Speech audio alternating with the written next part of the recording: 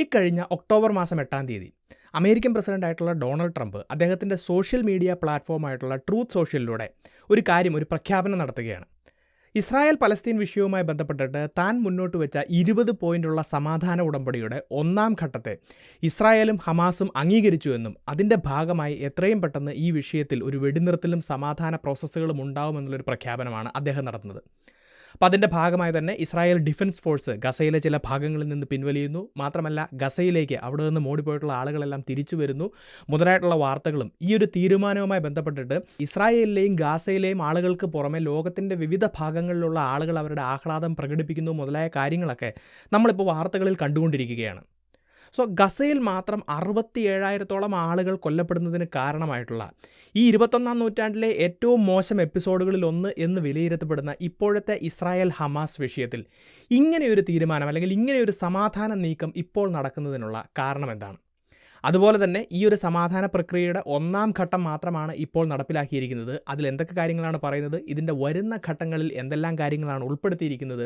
ഈ ഒരു സമാധാന പ്രക്രിയയുടെ ഭാവി എന്താവും? ഇത്തരത്തിലുള്ള ചോദ്യങ്ങൾ ആളുകൾ മുന്നോട്ട് വെക്കുകയാണ്. അത്തരത്തിലുള്ള കാര്യങ്ങളാണ് ഇന്നത്തെ ഈ വീഡിയോയിലൂടെ വിശദീകരിക്കുന്നത്. നമുക്ക് വീഡിയോയിലേക്ക് കടക്കാം. My name is Alex. What I do is explain. Welcome to അലക്സ്പ്ലെയിൻ.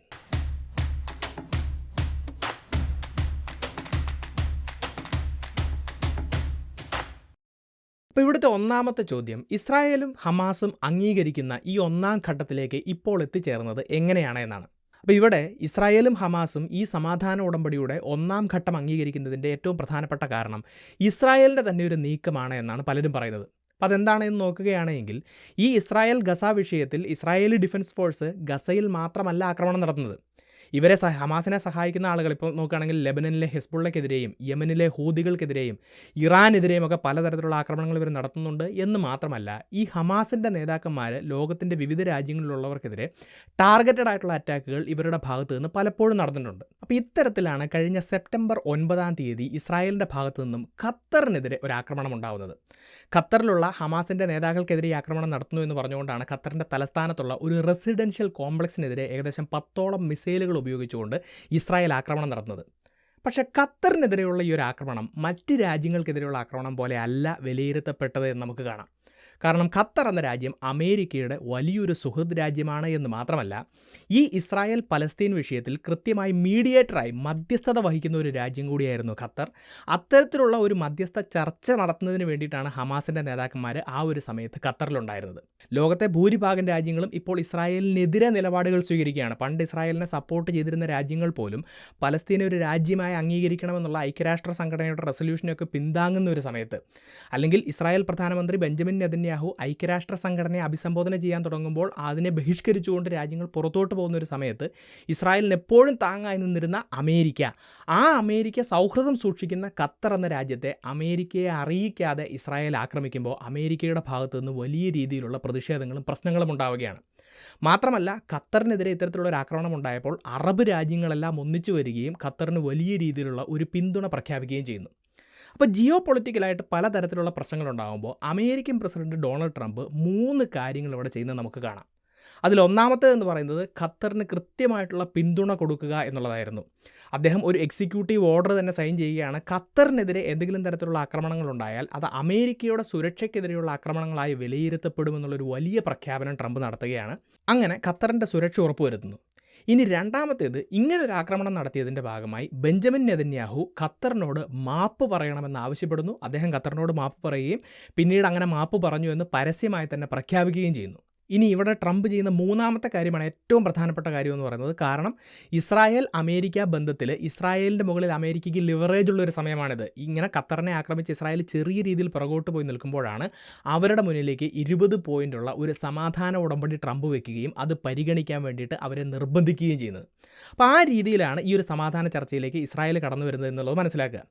ഇനി ഇസ്രായേലിൻ്റെ കാര്യത്തിൽ മാത്രമല്ല ഹമാസും ഇവിടെ നിർബന്ധിതരാകുന്നത് നമുക്ക് കാണാം. കാരണം 2023 ഒക്ടോബർ 7-ാം തീയതിക്ക് ശേഷം ഹമാസിനെതിരെ വലിയ രീതിയിലുള്ള ഒരു ആക്രമണമാണ് ഇസ്രായേലിൻ്റെ ഭാഗത്തുനിന്നുണ്ടാകുന്നത്. ഹമാസിൻ്റെ പ്രധാനപ്പെട്ട നേതാക്കന്മാരെല്ലാം കൊല്ലപ്പെടുന്നു, അവരുടെ ഇൻഫ്രാസ്ട്രക്ചറുകളെല്ലാം തകർക്കപ്പെടുന്നു, അവരെ സഹായിക്കുന്ന രാജ്യങ്ങൾക്കെതിരെ വലിയ രീതിയിലുള്ള ആക്രമണം ഉണ്ടാകുന്നു. അപ്പോൾ ഈ രീതിയിലെല്ലാം ഹമാസിൻ്റെ ശക്തി ക്ഷയിച്ചു നിൽക്കുന്നത് കൊണ്ട് തന്നെ ഈ ഒരു സമയം മുതലെടുത്തുകൊണ്ട് അവരെയും ഈ ഒരു പീസ് ഡീലിലേക്ക് ഫോഴ്സ് ചെയ്യുകയാണ്. മാത്രമല്ല അവരോട് ട്രംപ് പ്രധാനപ്പെട്ട ഒരു കാര്യം പറയുന്നുണ്ട്, 4-5 ദിവസം മാത്രമാണ് ഹമാസിന് ഇത് പരിഗണിക്കാൻ വേണ്ടി കൊടുക്കുന്നത്. ഇവരിത് അംഗീകരിച്ചില്ല എങ്കിൽ വലിയ രീതിയിലുള്ള പ്രത്യാഘാതം ഉണ്ടാകും എന്നുള്ളൊരു ഭീഷണിയും ട്രംപിൻ്റെ ഭാഗത്തു നിന്നുണ്ടാവുകയാണ്. ഇനി ഇത് മാത്രമല്ല, ഈ സമാധാന ഉടമ്പടി നടപ്പിലാക്കുന്നതിന് ഡൊണാൾഡ് ട്രംപിന് വ്യക്തിപരമായിട്ടുള്ളൊരു ഇൻട്രസ്റ്റ് കൂടി ഉണ്ട് എന്നുള്ളത് മനസ്സിലാക്കുക. കാരണം ഈ ഒരു ഉടമ്പടി മുന്നോട്ട് വെച്ച് ഏതാനും ദിവസങ്ങൾക്കുള്ളിൽ സമാധാനത്തിലുള്ള നോബൽ സമ്മാനം പ്രഖ്യാപിക്കാൻ വേണ്ടി പോവുകയാണ്. സോ ഈ ഒരു പീസ് ഡീലിലൂടെ ഇസ്രായേലിൻ്റെയും ഹമാസിൻ്റെയും ഇടയിൽ സമാധാനം കൊണ്ടുവന്നു എന്ന് പറഞ്ഞ് നൊബൽ സമ്മാനത്തിനുള്ള അവകാശവാദം കുറച്ചുകൂടി മുന്നോട്ട് വെക്കാനാണ് അദ്ദേഹം ശ്രമിക്കുന്നത്. അപ്പോൾ ഈ രീതിയിലെല്ലാമുള്ള പ്രത്യേക സാഹചര്യം നിലനിൽക്കുന്നത് കൊണ്ടാണ് എല്ലാവരും ഈ പറഞ്ഞിട്ടുള്ള നെഗോഷിയേറ്റിംഗ് ടേബിളിലേക്ക് കടന്നു വരുന്നതും അതിൻ്റെ ഭാഗമായിട്ടാണ് ട്രംപ് മുന്നോട്ട് വെച്ചിട്ടുള്ള ഈ സമാധാന ഉടമ്പടിയുടെ ഒന്നാം ഘട്ടത്തെ ഇസ്രായേലും ഹമാസും അംഗീകരിക്കുകയും ചെയ്യുന്നത് എന്നുള്ളത് മനസ്സിലാക്കാം. അപ്പോൾ ഇവിടുത്തെ പ്രധാനപ്പെട്ട ചോദ്യം, ഈ ഒന്നാം ഘട്ടത്തിൻ്റെ ഭാഗമായി എന്തെല്ലാം കാര്യങ്ങളാണ് നടക്കുന്നത്? ഇപ്പോൾ ഇവിടുത്തെ ഏറ്റവും പ്രധാനപ്പെട്ട കാര്യമെന്ന് പറയുന്നത് ഇവിടെ സീസ് ഫയർ അല്ലെങ്കിൽ വെടിനിർത്തൽ നിലവിൽ വരുന്നു എന്നുള്ളതും മാത്രമല്ല ഇസ്രായേലി ഡിഫൻസ് ഫോഴ്സ് IDF ഗസയിൽ നിന്ന് പതിയെ പിൻവലിയുന്നു എന്നുള്ള കാര്യമാണ്. ഇപ്പോൾ തന്നെ നോക്കുകയാണെങ്കിൽ IDFൻ്റെ ഭാഗത്തു നിന്നും ഗസയിൽ വലിയ രീതിയിലുള്ള ഒരു ഗ്രൗണ്ട് ഇൻവേഷനും അറ്റാക്കും നടക്കുകയായിരുന്നു. ഗസയുടെ ഏറെക്കുറെ എല്ലാ ഭാഗങ്ങളിലും അവരുടെ ആക്രമണം നടക്കുന്നുണ്ടായിരുന്നു. സോ ആ ആക്രമണം അവസാനിപ്പിച്ച് അവർ പതിയെ പുറകോട്ട് പോവുകയാണ്. പക്ഷേ ഇവർ ഗസയിൽ നിന്നും പൂർണ്ണമായിട്ട് പിന്മാറുന്നില്ല എന്നുള്ള കാര്യം മനസ്സിലാക്കുക. നേരത്തെ തന്നെ നിശ്ചയിച്ചുറപ്പിച്ചിട്ടുള്ള ഒരു ലൈനുണ്ട്. ഗസയുടെ ഏകദേശം മധ്യഭാഗത്തായിട്ട് ഗസയുടെ ഏകദേശം ഒരു 50% ഏരിയയെ ഇപ്പോഴും കൺട്രോൾ ചെയ്യുന്ന രീതിയിലുള്ള ഒരു പിൻവലിയലാണ് IDFൻ്റെ ഭാഗത്ത് നിന്ന് നടക്കുന്നത് എന്നുള്ളത് മനസ്സിലാക്കുക. അപ്പോൾ അതാണ് ഒന്നാമത്തെ ഏറ്റവും പ്രധാനപ്പെട്ട കാര്യം. ഇനി രണ്ടാമത്തേത് എന്ന് പറയുന്നത് ഇസ്രായേലിൻ്റെ കയ്യിലും ഹമാസിൻ്റെ കയ്യിലും ഹോസ്റ്റേജസ് ആയിട്ടും അതുപോലെ തന്നെ തടവുകാരൊക്കെ ആയിട്ട് കുറേയധികം ആളുകളുണ്ട്. അപ്പോൾ അവരെ അങ്ങോട്ടും ഇങ്ങോട്ടും കൈമാറുക എന്നുള്ളതാണ്. ഇപ്പോൾ നോക്കിയാൽ ഹമാസിൻ്റെ കയ്യിൽ ഇസ്രായേലികളായിട്ടുള്ള ഏകദേശം 50ഓളം ആളുകൾ ബന്ദികളാക്കപ്പെട്ടിട്ടുണ്ടായിരുന്നു. അതിൽ ഏകദേശം 20ഓളം ആളുകൾക്ക് മാത്രമാണ് ഇപ്പോഴും ജീവനുള്ളത് എന്നാണ് പറയപ്പെടുന്നത്. സോ ഇത്തരത്തിൽ ബന്ദികളാക്കിയിട്ടുള്ള ആളുകളെ ഇസ്രായേലിന് തിരിച്ച് കൈമാറുന്നു. അതുപോലെ തന്നെ ഇസ്രായേലിൻ്റെ അടുത്ത് പലസ്തീനികളായിട്ടുള്ള ഏകദേശം 2000ഓളം ആളുകൾ തടവിലാക്കപ്പെട്ടിട്ടുണ്ട് എന്നാണ് പറയുന്നത്. അതിൽ ജീവനുള്ളവരുണ്ട്, ജീവൻ നഷ്ടപ്പെട്ട ആളുകളുണ്ട്. അവരെ തിരിച്ച് ഗസയിലേക്ക് കൊടുക്കുന്നു. അപ്പോൾ ഇത്തരത്തിലുള്ള ഒരു കൈമാറ്റം നടക്കുന്നു എന്നുള്ളതാണ് രണ്ടാമത്തെ പ്രധാനപ്പെട്ട കാര്യം. ഇനി ഇവിടുത്തെ മൂന്നാമത്തെ കാര്യമെന്ന് പറയുന്നത് ഗസയിലേക്ക് എയ്ഡുമായി വരുന്ന ധാരാളം ട്രക്കുകളെ ഇസ്രായേൽ തടയുന്നുണ്ടായിരുന്നു. സോ അത്തരത്തിലുള്ള ട്രക്കുകൾക്കൊക്കെ ഇനി ഗസയിലേക്ക് കടന്നു പോകാനുള്ള അനുമതി കൊടുക്കുകയാണ്. അപ്പോൾ ഇതിൻ്റെ ഭാഗമായിട്ട് ഓരോ ദിവസവും 400ഓളം ട്രക്കുകൾ ഗസയിലേക്കും പുറത്തേക്കും പോകും. അപ്പോൾ ഇത് ഗസയിലുള്ളവരെ സംബന്ധിച്ചിടത്തോളം വലിയൊരു ആശ്വാസമാണ് എന്നുള്ള കാര്യം മനസ്സിലാക്കുക. സോ ട്രംപിൻ്റെ ആ ഒരു പീസ് ഡീൽ പൂർണ്ണമായിട്ട് അംഗീകരിക്കപ്പെട്ടിട്ടില്ല എങ്കിലും പൂർണ്ണമായി സമാധാനം പുനഃസ്ഥാപിക്കപ്പെട്ടിട്ടില്ല എങ്കിലും ഇപ്പോൾ നടക്കുന്ന ഈ കാര്യങ്ങൾ വലിയ ആശ്വാസമാണ് എന്നുള്ള കാര്യം തിരിച്ചറിയുക. അപ്പോൾ ഇതാണ് ഒന്നാം ഘട്ടത്തിൻ്റെ ഭാഗമായിട്ട് നടക്കുന്നത്. ഇനി അടുത്തൊരു പ്രധാനപ്പെട്ട ചോദ്യം, ഇനി അടുത്ത ഘട്ടങ്ങളിൽ എന്തെല്ലാം കാര്യങ്ങളാണ് നടക്കുന്നത്, അതിൻ്റെ ഒരു ഭാവി എന്തായിരിക്കും? ഇപ്പോൾ തന്നെ നമ്മൾ നോക്കുകയാണെങ്കിൽ ട്രംപിൻ്റെ ഈ ഒരു പീസ് ഡീലിൽ ഇസ്രായേലിനോട് പറയുന്ന ചില പ്രധാനപ്പെട്ട കാര്യങ്ങളുണ്ട്. അതിലൊന്നാമത്തേതാണ് ഇസ്രായേലി ഡിഫൻസ് ഫോഴ്സ് ഗസയിൽ നിന്ന് പിൻവലിയുക എന്നുള്ളത്. ഇപ്പോൾ ഞാൻ നേരത്തെ പറഞ്ഞതുപോലെ ഗസയുടെ മധ്യഭാഗത്തുള്ള ഒരു ലൈനിലാണ് ഇസ്രായേലി ഡിഫൻസ് ഫോഴ്സ് നിൽക്കുന്നത്. അടുത്ത ഘട്ടത്തിൻ്റെ ഭാഗമായി അവർ കുറച്ചുകൂടി പുറകോട്ട് പോകും. അങ്ങനെ പോയി ഇസ്രായേലിൻ്റെയും ഗസയുടെയും ഇടയിലുള്ള ഒരു ബഫർ സോണിലേക്ക് മാത്രമായി IDF പിൻവലിയും. അപ്പോൾ അതാണ് ഒന്നാമത്തെ കാര്യം.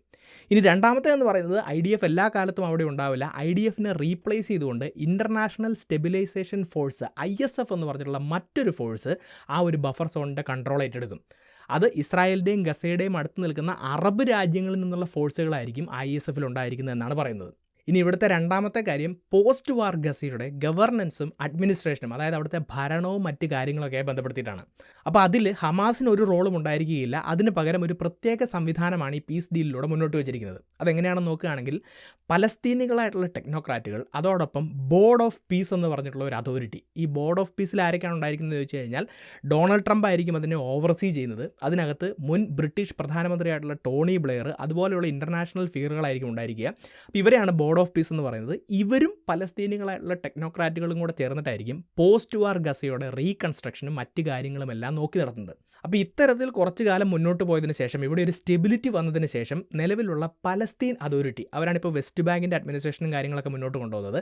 ആ പലസ്തീൻ അതോറിറ്റിക്ക് ഇവിടുത്തെ ഗവേണൻസും മറ്റ് കാര്യങ്ങളും കൈമാറുമെന്നാണ് ഈ ഡീലിൽ പറഞ്ഞിരിക്കുന്നത്. അപ്പോൾ ഇതൊക്കെയാണ് ഈ സമാധാന ഉടമ്പടിയുടെ ഭാഗമായിട്ട് അടുത്ത ഘട്ടങ്ങളിൽ ഇസ്രായേലിന് മുന്നിൽ വെച്ചിട്ടുള്ള നിർദ്ദേശങ്ങൾ. ഇനി ഹമാസിന് കൊടുത്തിട്ടുള്ള നിർദ്ദേശങ്ങൾ നോക്കുകയാണെങ്കിൽ ഏറ്റവും പ്രധാനപ്പെട്ട കാര്യമെന്ന് പറയുന്നത് ഹമാസിൻ്റെ കംപ്ലീറ്റ് ഡിസാർമമെൻ്റ് ആണ്. അതായത് ഹമാസ് ഒരു കാരണവശാലും ഇത്തരത്തിലുള്ള മിലിറ്റൻ്റ് ആക്ടിവിറ്റികളുമായി ഇനി മുന്നോട്ട് പോകാൻ പാടില്ല. ഇനി ഹമാസുമായി ബന്ധപ്പെട്ടിട്ട് ഗസയിലുള്ള ആളുകളെ സംബന്ധിച്ചിടത്തോളം ഇവിടെ പറയുന്നത് അവർക്ക് ഗസയിൽ നിന്നും പുറത്തേക്ക് പോകണമെങ്കിൽ പോകാം, ഗസയിൽ നിൽക്കണമെങ്കിൽ നിൽക്കാം. പക്ഷേ ഗസയിൽ നിന്നാലും അവിടുത്തെ പൊളിറ്റിക്കലായിട്ടുള്ള ഒരു കാര്യങ്ങളിലും ഇവർക്ക് ഇടപെടാൻ സാധിക്കുകയില്ല. ഹമാസ് പരിപൂർണമായി കീഴടങ്ങുക എന്നുള്ളതാണ് അവരുടെ മുന്നിൽ വെച്ചിട്ടുള്ള ഏറ്റവും വലിയ നിർദ്ദേശം. ഇനി രണ്ടാമത്തേതെന്ന് പറയുന്നത് ഇത്തരത്തിൽ സമാധാനപരമായിട്ട് അമേരിക്കയും ഇസ്രായേലും പലസ്തീനും എല്ലാം സമാധാനപരമായിട്ട് മുന്നോട്ട് പോവുക. ട്രംപിൻ്റെ ഈ 20 പോയിന്റുകളിലെ 19ാമത്തെ പോയിന്റ് വളരെ ഇമ്പോർട്ടൻ്റ് ആണ്. പലസ്തീനിലെ ആളുകൾക്ക് സ്വതന്ത്രമായിട്ടുള്ള ഒരു പലസ്തീൻ രാഷ്ട്രം എന്ന് പറഞ്ഞുള്ളൊരു സ്വപ്നമുണ്ട്. അവരുടെ ആ ഒരു സ്വപ്നത്തെ അല്ലെങ്കിൽ അവരുടെ ആ ഒരു ആഗ്രഹത്തെ ഞങ്ങൾ അംഗീകരിക്കുന്നു എന്നാണ് പറഞ്ഞിരിക്കുന്നത്. പലസ്തീന് പൂർണ്ണമായിട്ടുള്ള ഒരു രാഷ്ട്രപദവി അല്ലെങ്കിൽ സ്വതന്ത്ര രാഷ്ട്രപദവി കൊടുക്കും എന്ന് പറഞ്ഞിട്ടില്ല. വളരെ വേഗമായിട്ട് ഇവരുടെ ഒരു ആവശ്യത്തെ അംഗീകരിക്കുന്നു എന്നും ഇവിടെ പറഞ്ഞിട്ടുണ്ട്. അപ്പോൾ ഇത്രയൊക്കെ കേൾക്കുമ്പോൾ ഇത് വളരെ നല്ലൊരു പീസ് പ്ലാൻ ആണ് എന്നും ഇതിലൂടെ ഇസ്രായേൽ ഹമാസ് വിഷയം അവസാനിക്കുമെന്നും അതോടുകൂടി ഇസ്രായേലിലും പലസ്തീനിലും എല്ലാം സമാധാനം വരുമെന്നൊക്കെ നമുക്ക് തോന്നുമെങ്കിലും ഇവിടെ ചില പ്രശ്നങ്ങളുണ്ട്. ഇതൊക്കെ ഫേസ് 2ലേക്കും ഫേസ് 3ലേക്കുമാണ് പറഞ്ഞിരിക്കുന്നത്. അത്തരം കാര്യങ്ങളിൽ ഒരു തീരുമാനവും എടുത്തിട്ടില്ല. ഇസ്രായേലോ ഹമാസോ ഇതിനെ അംഗീകരിച്ചിട്ടില്ല എന്ന് മാത്രമല്ല, ഇസ്രായേൽ ഡിഫൻസ് ഫോഴ്സ് പിൻവലിയുന്നതുമായി ബന്ധപ്പെട്ടിട്ടോ അല്ലെങ്കിൽ പുതിയ ഈ ഭരണരീതി നിലവിൽ വരുന്നതുമായി ബന്ധപ്പെട്ടിട്ടോ ഒന്നുമുള്ള ഒരു ടൈം ലൈനും ഈ പീസ് പ്ലാനിൽ പറഞ്ഞിട്ടില്ല. ഇത് എപ്പോൾ അംഗീകരിക്കുമെന്നൊന്നും കൃത്യമായിട്ട് പറഞ്ഞിട്ടില്ല എന്ന് മാത്രമല്ല, ഇസ്രായേലിൻ്റെ ഭാഗത്തു നിന്നും ഹമാസിൻ്റെ ഭാഗത്തു നിന്നും ഇതിന് വിരുദ്ധമായിട്ടുള്ള ചില പ്രതികരണങ്ങൾ ഇപ്പോൾ മുന്നോട്ട് വരികയാണ്. ഇപ്പോൾ ഉദാഹരണം നോക്കുകയാണെങ്കിൽ ഇസ്രായേൽ പ്രധാനമന്ത്രിയായിട്ടുള്ള ബെഞ്ചമിൻ നെതന്യാഹു ഈ ഒരു 20 പോയിന്റ് പീസ് ഡീൽ മുന്നോട്ട് വെച്ചതിൻ്റെ തൊട്ട് പുറകെ അദ്ദേഹത്തിൻ്റെ ടെലിഗ്രാം ചാനലിൽ ഹീബ്രു ഭാഷയിൽ നടത്തിയിട്ടുള്ള ഒരു അഭിമുഖത്തിൽ ചില കാര്യങ്ങൾ പറയുന്നുണ്ട്. ഇപ്പോൾ ഇവിടെ പറയുന്ന ഒരു പ്രധാനപ്പെട്ട കാര്യം, ഇസ്രായേലി ഡിഫൻസ് ഫോഴ്സ് ഒരു കാരണവശാലും ഒരിക്കലും ഗസയിൽ നിന്നും പൂർണ്ണമായിട്ട് പിന്മാറില്ല. IDFൻ്റെ ഒരു പ്രസൻസ് ഗസയിൽ എപ്പോഴും ഉണ്ടായിരിക്കുമെന്നാണ് പറയുന്നത്. ഇനി ഇവിടെ രണ്ടാമത് പറഞ്ഞിരിക്കുന്നത്, ഈ ട്രംപിൻ്റെ പീസ് ഡീലിൽ ഒരിടത്തും പലസ്തീൻ എന്ന് പറഞ്ഞിട്ടുള്ള പൂർണ്ണ സ്വതന്ത്ര രാഷ്ട്രത്തെക്കുറിച്ചോ അതിനെ അംഗീകരിക്കണമെന്നോ പറഞ്ഞിട്ടില്ല. അതുകൊണ്ട് തന്നെ ഇസ്രായേൽ ഒരിക്കലും പലസ്തീൻ എന്ന സ്വതന്ത്ര രാഷ്ട്രത്തെ അംഗീകരിക്കുകയില്ല എന്നാണ് വ്യക്തമായി പറഞ്ഞിരിക്കുന്നത്. അപ്പോൾ ഇത് ഈ സമാധാന നീക്കങ്ങൾക്ക് വെല്ലുവിളിയാണ് എന്നുള്ളത് മനസ്സിലാക്കുക. ഇനി ഇവിടെ ഹമാസിൻ്റെ സ്റ്റേറ്റ്മെൻറ്റിൽ എന്തെല്ലാം കാര്യങ്ങളാണ് പറഞ്ഞിരിക്കുന്നത് നോക്കാം. അപ്പോൾ ഈ ഒരു സ്റ്റേറ്റ്മെൻറ്റിൽ ഹമാസ് മുന്നോട്ട് വെച്ചിട്ടുള്ള 4 പോയിന്റുകളാണ് ഏറ്റവും പ്രശ്നമായിട്ടുള്ളത്. അതിൽ ഒന്നാമത്തേത് IDF ഗസയിൽ നിന്നും പൂർണ്ണമായി പിന്മാറണം, അതല്ലാതെ മറ്റൊരു സൊല്യൂഷൻ ഇല്ല എന്നാണ് അവർ പറയുന്നത്. പക്ഷേ ഒരിക്കലും പിന്മാറുകയില്ല എന്ന് നെതന്യാഹു ഓൾറെഡി പറഞ്ഞു കഴിഞ്ഞു. ഇനി ഇവിടുത്തെ രണ്ടാമത്തെ ഒരു കാര്യം, ഈ ഗസയുടെ റീകൺസ്ട്രക്ഷൻ, അഡ്മിനിസ്ട്രേഷൻ, ഗവേണൻസ് ഇതൊക്കെയായി ബന്ധപ്പെട്ടിട്ടുള്ള അധികാരങ്ങൾ പലസ്തീനിയൻ അതോറിറ്റിക്ക് കൈമാറുന്നതിന് അവർക്ക് യാതൊരു എതിർപ്പുമില്ല. പക്ഷേ അത്തരത്തിലുള്ള കാര്യങ്ങളിൽ ഹമാസിനെയും ഉൾക്കൊള്ളിക്കണം, ഹമാസിൻ്റെ ഒരു കോൺട്രിബ്യൂഷനും ഉണ്ടാവുമെന്നാണ് അവർ പറഞ്ഞിരിക്കുന്നത്. ഇത് ട്രംപിൻ്റെ പീസ് ഡീലിന് വിരുദ്ധമായിട്ടൊരു കാര്യമാണെന്നുള്ളത് മനസ്സിലാക്കുക. ഇനി മൂന്നാമത്തെ കാര്യം, പലസ്തീനെ ഒരു സ്വതന്ത്ര രാഷ്ട്രമായി എല്ലാവരും അംഗീകരിക്കണം എന്നുള്ളതാണ്. അതൊരിക്കലും നടക്കുകയില്ല എന്ന് ബെഞ്ചമിൻ നെതന്യാഹു ഓൾറെഡി പറഞ്ഞു കഴിഞ്ഞു. ഇനി നാലാമത്തേതെന്ന് പറയുന്നത്, ഇവർ ഈ സ്റ്റേറ്റ്മെൻറ്റിൽ ഒരിടത്തും പറയാത്ത ഒരു കാര്യമാണ്. ഹമാസ് കംപ്ലീറ്റ് ആയിട്ട് സറണ്ടർ ചെയ്യണം, ഡിസാം ചെയ്യണമെന്നാണ് പീസ് ഡീൽ പറഞ്ഞിരിക്കുന്നത്. പക്ഷേ അതിനെക്കുറിച്ച് യാതൊരു മെൻഷനും ഇവരിവിടെ നടത്തിയിട്ടില്ല എന്നുള്ളത് കാണാം. അപ്പോൾ ഈ രീതിയിൽ ഇസ്രായേലിൻ്റെ ഭാഗത്തു നിന്നും ഹമാസിൻ്റെ ഭാഗത്തു നിന്നും ഈ പീസ് ഡീലിലെ പോയിന്റുകൾക്ക് വിരുദ്ധമായിട്ടുള്ള പ്രസ്താവനകൾ മുന്നോട്ട് വരുമ്പോൾ ഈ ഫേസ് 2, ഫേസ് 3 ചർച്ചകളുടെ ഔട്ട്കം എന്തായിരിക്കും? കൃത്യമായി എല്ലാ പോയിന്റുകളും അംഗീകരിച്ച ഒരു പരിപൂർണ്ണ സമാധാനം ഇവിടെ വരുമോ എന്നുള്ളൊരു ആശങ്ക പലരും മുന്നോട്ട് വെക്കുന്നുണ്ട് എന്നുള്ളത് മനസ്സിലാക്കുക. ഇതിന് സമാനമായിട്ടുള്ള ഒരു സാഹചര്യം 2025 ജനുവരിയിലും ഉണ്ടായിരുന്നു. ഇതുപോലൊരു പീസ് ഡീൽ മുന്നോട്ട് വരികയും അതിൻ്റെ ഒന്നാം ഘട്ടം ഇസ്രായേലും ഹമാസും അംഗീകരിക്കുകയും ഒരു വെടിനിർത്തലും കുറച്ചു കാലത്തേക്കുള്ള സമാധാനവും മുന്നോട്ട് വരികയും ചെയ്തിരുന്നു. എന്നാൽ ഫേസ് 2 ചർച്ചകൾ പരാജയപ്പെടുകയും നേരത്തെ ഉണ്ടായിരുന്ന സമാധാനം തകർക്കപ്പെട്ട് വീണ്ടും ആക്രമണങ്ങളുമായിട്ട് രണ്ടുപേരും മുന്നോട്ട് പോവുകയും ചെയ്യുന്നൊരു കാഴ്ച നമ്മൾ കണ്ടിരുന്നു. സോ അത്തരത്തിലുള്ളൊരു സാഹചര്യം ഉണ്ടാകുമോ എന്നുള്ളൊരു ആശങ്കയാണ് പലരും മുന്നോട്ട് വെക്കുന്നത്.